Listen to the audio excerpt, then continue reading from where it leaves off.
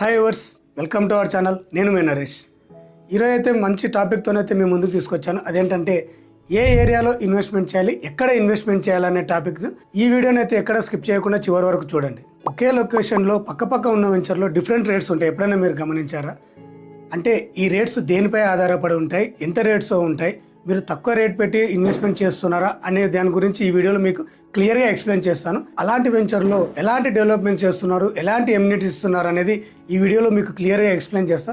Let's start video. First amenities అంటే tar roads and drainages and electrical poles, ఇవి కాదండి. ఎమ్యూనిటీస్ అంటే ఒక వెంచర్లో ఇస్తున్న ఎమ్యూనిటీస్ని అయితే and CC roads and club house, amphitheatre, box cricket net, shuttle courts and swimming pool, ఇలాంటి వాటిలో మీరు ఇన్వెస్ట్మెంట్ చేయాలనుకున్నట్టయితే 20,000 రూపీస్ పర్ స్క్వేర్ యార్డ్ ఉంటుంది.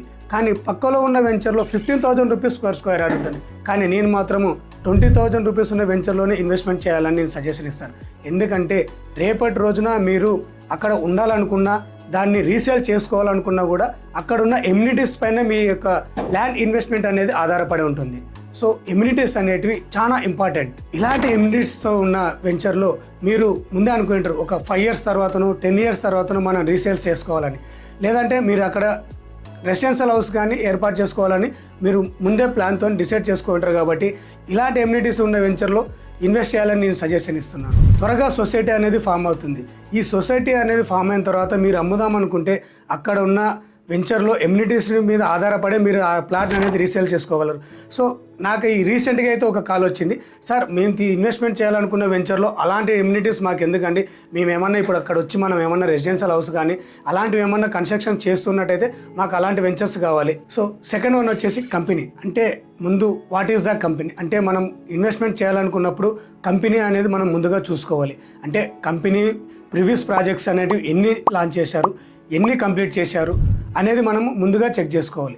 సో అలాంటి వెంచర్లో మనం తెలుసుకోవాలనుకుంటే ఎలా అంటే మనం ప్రీవియస్ ప్రాజెక్ట్కి వెళ్ళినప్పుడు అక్కడున్న వెంచర్ని బట్టి మనము తెలుసుకోవచ్చు. అంటే వీళ్ళు కంప్లీట్ చేస్తున్నారా, ఈ వెంచర్ని రీసేల్స్ ఏమైనా చేస్తున్నారా అనేది. అంటే వాళ్ళు డెవలప్మెంట్ చేసేదాన్ని బట్టి మనం రీసేల్స్ కూడా అవుతున్నాయో లేదో తెలుసుకోవచ్చు. సో ఇలాంటి కంపెనీస్ని మనం ముందుగా చూస్ చేసుకోవాలి. అలాంటి కంపెనీ మీద ఆధారపడి కూడా మనం ఇన్వెస్ట్మెంట్ చేసుకోవచ్చు. నెక్స్ట్ థర్డ్ వన్ క్వాలిటీ అంటే మామూలుగా tar road, CC roads and drainages, electrical poles ఇలాంటివి కాదు.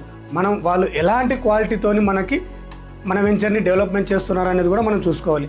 ఎందుకంటే మనకి 10 to 15 years వచ్చేలాగా అలాంటి రోడ్స్ వాళ్ళు డెవలప్మెంట్ చేస్తున్నారా అనేది మనం ఒకసారి చూసుకోవాలి.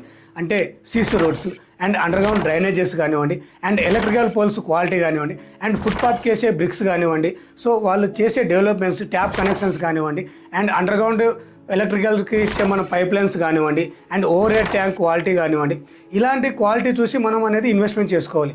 రేపటి రోజున 2-3 yearsలో కొలాప్స్ అయ్యే వాటి మీద ఇన్వెస్ట్మెంట్ చేసామనుకోండి, రేపు ఫ్యూచర్లో మనం దాన్ని రీసేల్ చేసుకోవాలనుకున్న మన ప్లాట్కి తీసుకోవడానికి ఎవరైతే ముందుకు రారు.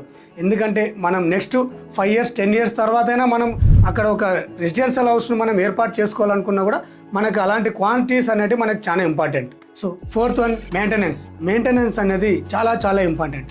మెయింటెనెన్స్ అంటే రకరకాల చెట్లు కానివ్వండి, అలాగే చెత్త చెదారం కానివ్వండి, రోడ్డుపై చెట్లు మొలవడం కానివ్వండి జరుగుతుంటాయి. ఇవన్నీ పెరిగి తర్వాత పాడైపోతుంటాయి. సో మెయింటెనెన్స్ అనేది మన వెంచర్లో, మనం ఇన్వెస్ట్మెంట్ చేసే వెంచర్లో చాలా ఇంపార్టెంట్. సో ఇప్పుడు చెప్పండి, మీరు ఎలాంటి వెంచర్లో ఇన్వెస్ట్మెంట్ చేస్తారు?